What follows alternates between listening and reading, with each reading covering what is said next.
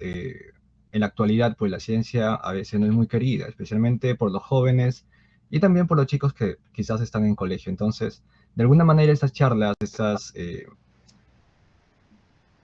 estas conferencias, pequeñas conferencias que se quieren dar, en mi caso respecto a matemática, brinda, digamos, una pequeña información o motivación para que los chicos aprendan un poco acerca de matemática, física, biología, química, ¿sí? Entonces, si por ahí de repente alguno de los presentes quiere dar algún tipo de charla divulgativa respecto a la carrera que está estudiando, es bienvenido, ¿sí? Es bienvenido, al menos dentro del grupo o este pequeño proyecto que se está formando, de alguna manera para aprovechar digamos, ese potencial que tiene la ciencia que de repente nosotros podemos notar, pues, ¿no? O ver.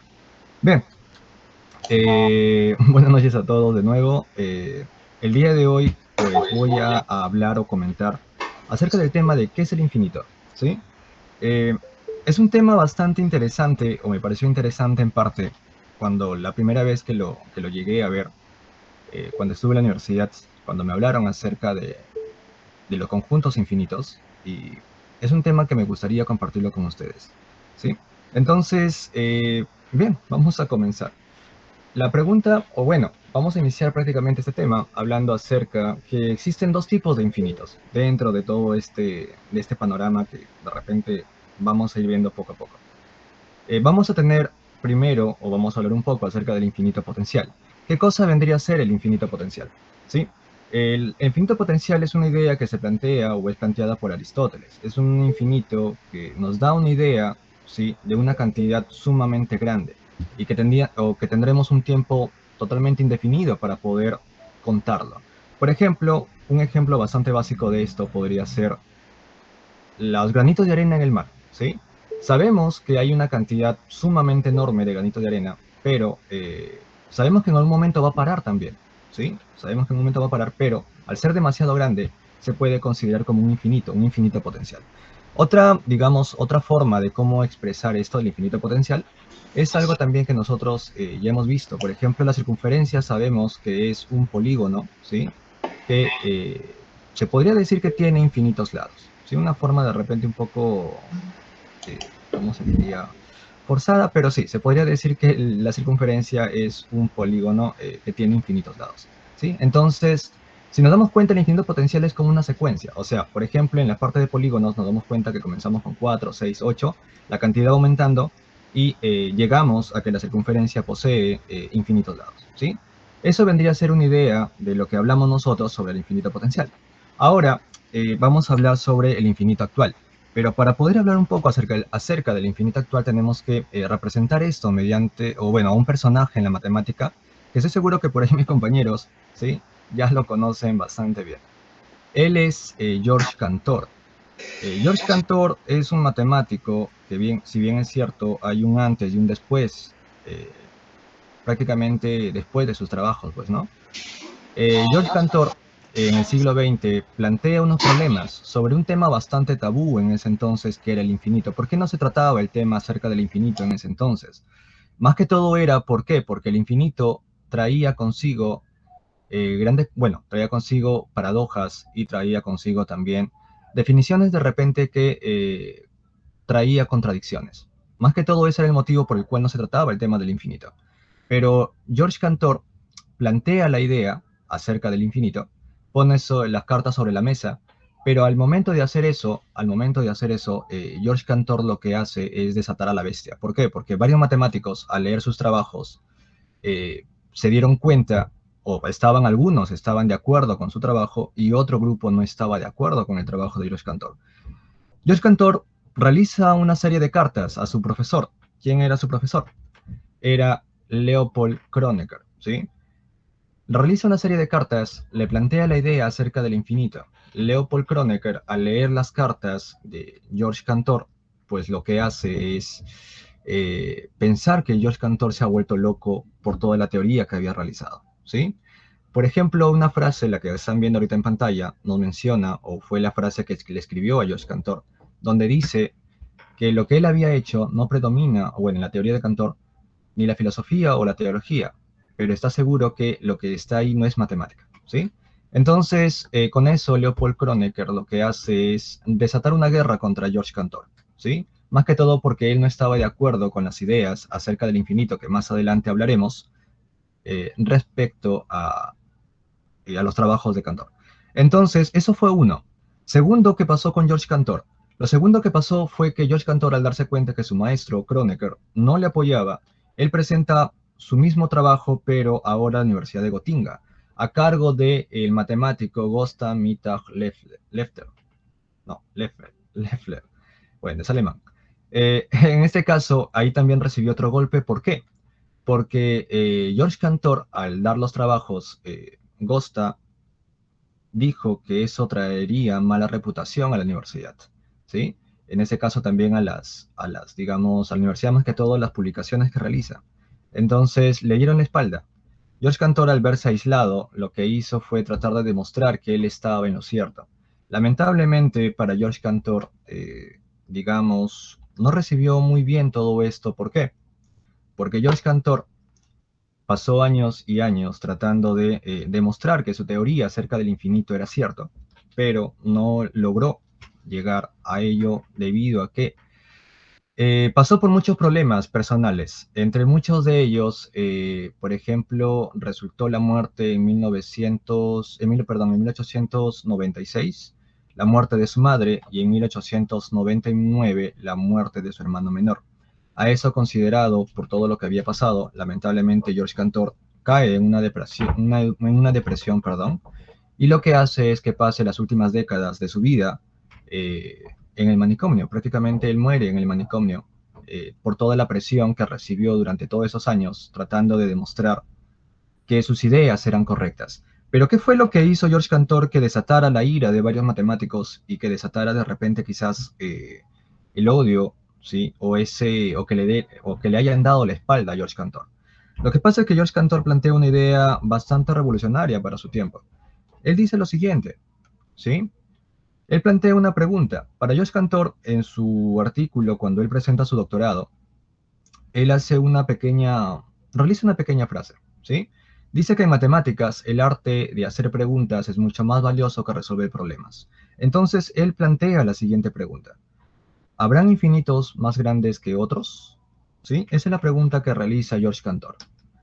Eh, bueno, de repente, para los mis compañeros que están ahorita presentes, ya hemos pasado por un curso en la Facultad de Matemática Análisis Real y ahí se ve prácticamente todo esto, pero quizás para los que no han visto de repente un poco del tema, voy a mostrar una forma panorámica de todo esto. Lamentablemente, por el tiempo quizás no pueda dar demostraciones, ¿sí? Una mala noticia para los compañeros, pero voy a dar una idea panorámica de todo el tema, mostrando quizás cómo es que cómo es al menos la idea general de lo que hizo George Cantor.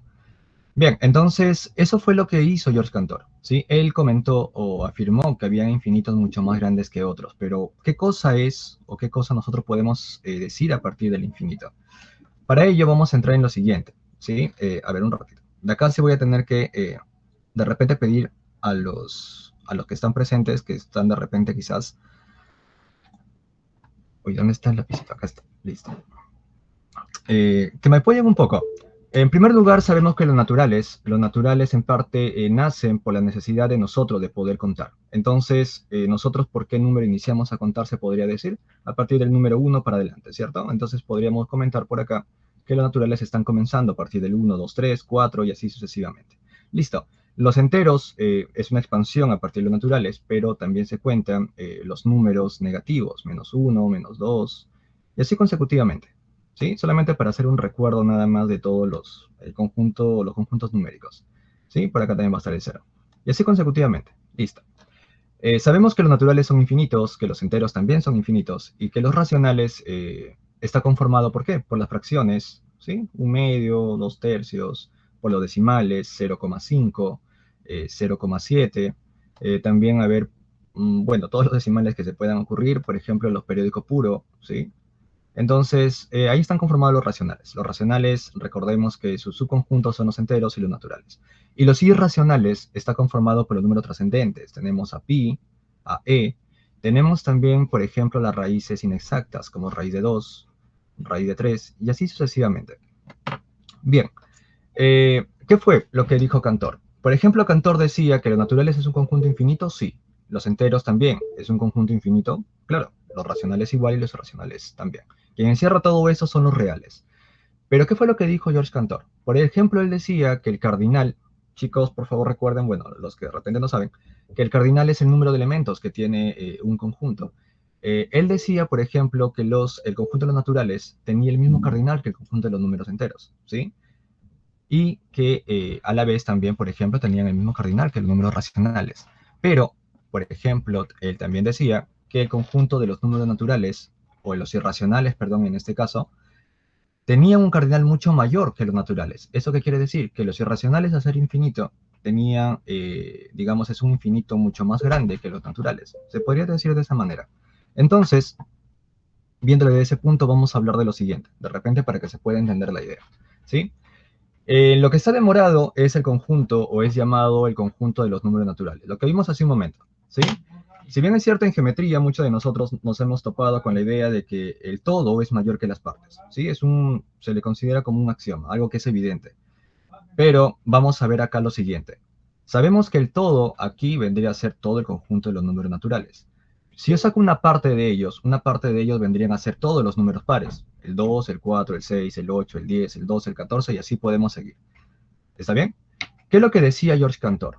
Para George Cantor decía que el conjunto de los números naturales tenía el mismo cardinal que el conjunto de los números. Uy, ¿qué pasó? Un ratito. Ah, un ratito, están queriendo entrar. Un momentito, por favor. Ya está. Ok, sigamos por acá. Ya. Entonces, ¿qué era lo que había dicho George Cantor? Él decía, o para él al menos, él decía que los números pares, pues, eran una parte de los números naturales. Pero él decía que el cardinal de este conjunto de números pares, ¿sí? Era el mismo que el cardinal del conjunto de los números naturales. Vamos a poner al conjunto de los números pares como P, ¿sí? ¿Y por qué era eso? ¿Por qué decía que era lo mismo? Porque encontraba una relación, en este caso se podría decir que se encontraba una biyección de cada elemento de los naturales con cada elemento de los números pares. Por ese motivo decía que el número o el cardinal de los números naturales era el mismo que el cardinal de los números pares. Si nosotros planteamos la misma idea de esta manera, que si podemos relacionar, digamos, cada elemento de los números naturales, ¿sí? Con un elemento de un conjunto, vamos a decir que ambos conjuntos poseen el mismo cardinal. Por lo tanto, se podrían decir que serían infinitos de la misma, con mismos cardinales, pues, ¿no? Ahora, la misma idea lo plantea para el conjunto de los números racionales. Él plantea por este lado el conjunto de los números naturales, por el otro lado el conjunto también de los números naturales, ¿sí? Y genera una relación también biyectiva, ¿sí? Uno a uno con respecto a cada uno de los elementos que encontramos ahí. Por tal motivo también decimos que el cardinal, ¿sí? De los números naturales vendría a ser igual al cardinal de los números racionales, ¿sí? Entonces, eso fue lo que plantea Cantor. Pero luego Cantor también comenta, por ejemplo, con respecto a los números reales, ¿acaso será los números reales quizás su cardinal mucho mayor que el cardinal de los números racionales? ¿Sí? Entonces, ¿qué es lo que hace George Cantor? Para eso voy a explicarlo de la siguiente manera. Un ratito, a ver. Vamos a poner por acá, pluma, color rojito, ¿sí? Lo que él dice es, voy a tomar, a eso de acá se le conoce como la diagonal de Cantor. La diagonal de Cantor, lo voy a escribir así, diagonal de Cantor, donde él va a tomar cada elemento, por ejemplo, este, este, y así va a continuar. Acá nosotros tenemos que cada elemento de los números naturales está relacionado con un elemento o un decimal de los números reales. ¿Está bien? ¿Sí? Entonces, lo que hace él, a cada uno de los elementos que estoy encerrando le va a sumar más 1. O sea, ahí tendríamos el 0, al 4 sumado más 1, tendríamos por acá el valor de 5. Después a este 9 sumado más 1, bueno, eso me va a dar 10, solamente voy a colocar acá el valor de 0. A este 1 le voy a aumentar más 1, y eso me va a generar acá el valor de 2, ¿sí? A este 8 le voy a sumar más 1, me va a generar 9. Al 2 le va a sumar más 1, me va a generar 3, y así sucesivamente. ¿Está bien? Entonces, al final, lo que nos vamos a dar cuenta es que este nuevo número, ¿sí? Vamos a tratar de buscar entre todos estos a cuál de ellos se parece. Y nos vamos a dar cuenta que a ninguno de los números que se encuentran acá se parece. Por lo tanto, este nuevo elemento no va a estar relacionado con algún número natural, ¿sí? Existente en toda esa fila, o bueno, en esa columna, perdón, ¿sí? Por lo tanto, a partir de esto, él demuestra que pese a que los naturales son infinitos y pese a que los reales también son infinitos, los reales poseen mucho más elementos, se podría decir, o su cardinal de los reales vendría a ser mucho más grande, ¿sí? Que el cardinal de los números naturales. ¿Está bien? Entonces, esas son las ideas, digamos, centrales de lo que plantea George Cantor. Por ese motivo es que muchos de los matemáticos no coincidían con sus ideas y por ese motivo es también que muchos matemáticos de repente lo miraban un poco extraño a George Cantor. Ahora, ¿qué fue lo que pasó? ¿Cuáles fueron las consecuencias de esto? Lo que hace, o con los trabajos de George Cantor, lo que hace es poner en la cuerda floja, ¿sí? La teoría matemática. A eso de ahí se le conoce como la crisis de los fundamentos, ¿sí? La crisis de los fundamentos lo que hace es poner a los matemáticos en dos bandos. El bando de los intuicionistas y el bando de los formalistas. ¿Sí? En el bando de los intuicionistas estaba Kronecker, ¿sí? Su profesor de George Cantor. Y en el bando de los formalistas estaba Hilbert. De repente eso ya me gustaría de repente comentarlo quizás en otra conferencia sobre la crisis de los fundamentos, pero al final todo eso se desenlaza con los trabajos de Kurt Gödel, ¿sí? Lo que hace él prácticamente es decir que toda teoría pues va a haber problemas, ¿sí? Que van a superar la teoría existente. Entonces, es lo que plantea Kurt Gödel, ¿sí?